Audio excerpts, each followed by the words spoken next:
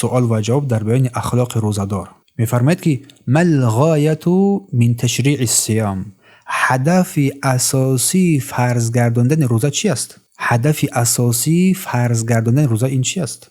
جواب: شرع الله الصيام لبلوغ التقوى. الله سبحانه و تعالی روزه رو برای به دست آوردن تقوا فرض گردانده است تا شخص روزه‌دار هنگام رعایت نمودن این روزه به تقوای الهی برسد. چون که الله سبحانه و تعالی می‌فرماید: یا ایها الذین آمنوا کتب علیکم الصیام کما کتب علی الذین من قبلکم لعلکم تتقون. ای کسانی که ایمان آورده اید، روزه ماه مبارک، روزه ماه رمضان برای شما فرض گردانده شد چگونه که برای امتان پیشین فرض گردانده شده بود، باشد که شما از جمله و زمره پرهیزگاران قرار بگیرید. پس ما المقصود من التقوا، مقصد اساسی تقوا، مقصد از تقوا چیست؟ اساسی تقوا این فرمانهای الله سبحانه و تعالی را به اجرا رساندن و از من کرده های او سبحانه و تعالی دوری جستن است. پس هر کسی که فرمانهای الهی را انجام می‌دهد و از منکده‌های الله دوری می‌جوید، پس این مرد، این زن با تقوا و پرهیزگار است. بر این کس انسان با تقوا گفته می‌شود. پس هدف اساسی روزه همین است. در روزه تربیت نفس و اصلاح اخلاق و استوار شدن در عبادت الله سبحانه و تعالی و استواری در بیان ترک نهی‌های او سبحانه و تعالی. برای هم باید کوشش کند که ماه رمضان نگذرد مگر اینکه مسلمان در این ماه نفس، اخلاق و رفتارش را تماما دیگرگون بسازد.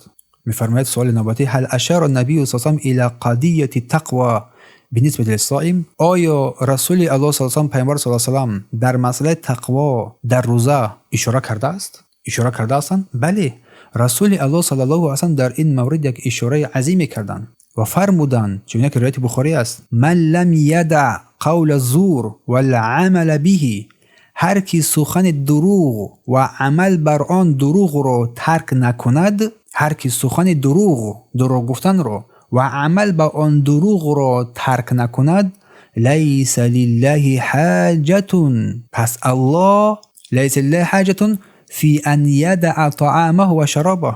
الله به ترک کردن خوردن و نوشیدن او هیچ حاجت نیازی ندارد. پس تلاش نماییم که این ماه را ماه قرار بدهیم که نه تنها ماه منع از خوردن و نوشیدن، بلکه از خصلت‌های رذیله خود را پاک ساختن و از الله سبحانه و تعالی توفیق نیک می‌خواهیم که ما را هدایت نماید که قدم استوار بگذاریم. ما الفوائد مستنبطه من قوله تعالی؟ میگه فایده هایی که برآورده می شود از قول الله سبحانه و تعالی که ای کسانی که ایمان آورده اید، روزه بر شما رو فرض گردانده شد چون که بر امتان پیشین فرض گردانده شده بود، شاید شما از پرهیزگاران قرار بگیرید. چی است؟ اولا یکی از فایده ها از این آیه کریمه بیان اهمیت روزه، بیان نمودن اهمیت روزه این ماه، زیرا الله سبحانه و تعالی آن را بر این امت فرض گردانید و بر امتان پیشین هم این را فرض گردانید. این دلیل مهربانی الله سبحانه و تعالی و محبت او بر بندگانش است و برای هر امت این ماه روزه داشتن لازم حتمی است و همچنین سبکسازی برای این امت، زیرا این ماه مبارک تنها روزه مکلف شده است نه برای کسانی که توان آن را ندارند، بلکه کسانی که توان آن را دارند و در جانها، در بدنها مشقت نشود،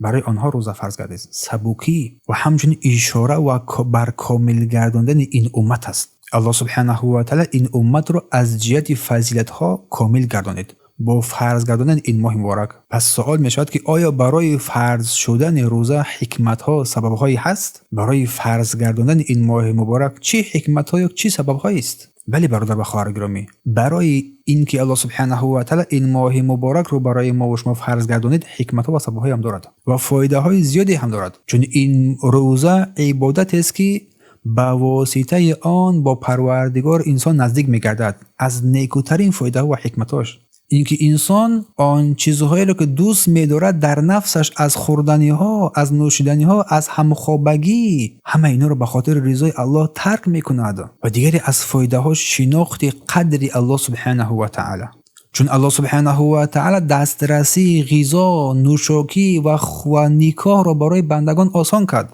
و انسان در این ماه مبارک شکر این نعمتها را به جا می آورد و به یاد فقر و فقیری می رسد.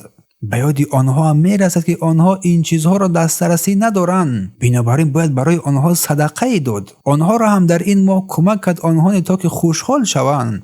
و دیگری از فایده ها این مشق برای نظارت نفس و اداره کردن آن، تا اینکه انسان بر آن چیزی که برای منفعت و سعادت اوست با واسطه این تقوا توانا بگردد به آن برسد، یا با واسطه این تقوا از آن چیزی که منع شده است از آن دور باشد. نه مثل حیوان ها از پی خواهشات نفس خود در هر وقت در هر زمان باشد، یا نه مثل حیوان ها زندگی کند از پی لذت ها و ملذات ها از شهوات ها. میفرماید هل فی الصیام فواید دنیویه للبدن، آیا از برای روزه فایده های دنیوی بدنی هست؟ بله، چون یک در بالا بیان کردیم، ولی در اینجا نقطه را بیان می‌نمایم خواهران و برادران گرامی که شرط این است که این فایده های دنیوی را اساس و هدف اولین قرار ندهد بنده. اگر این فایده های دنیوی را بنده اساس قرار بدهد، از فایده های اخروی را از دست می‌دهد، زیرا این میتواند اخلاص را سوس کند و که از بین ببرد و توجه بنده را از آخرت دور نماید. و گفته بودیم که این فایده های اخروی دنیوی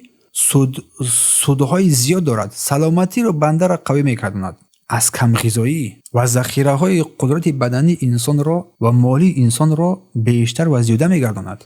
پس کدام رویدادهای مهم در این ماه مبارک انجام یافته است؟ جواب: الله سبحانه و تعالی از بزرگترین رویدادهایی که در این ماه مبارک قرار است، در این ماه قرآن را نازل کرده است. نازل شدن قرآن کریم راهنمود برای بشریت از برای متقی ها. جنگ بدر کبرا بزرگ که در سال 2 از هجری، فتح مکه در این روز انجام یافت در رمضان، و همچنین رویدادهای زیادی هم در این ماه مبارک قرار فتح و کارنامه‌های زیادی هم در این ماه مبارک انجام یافته است. بارک الله فیکم. اگر زنده و سلامت باشین، درس در بیان فضیلت‌های روزه ماه رمضان سوال و جواب‌هایی هست و سپس بعداً داخل میشن در بیان احکام روزه.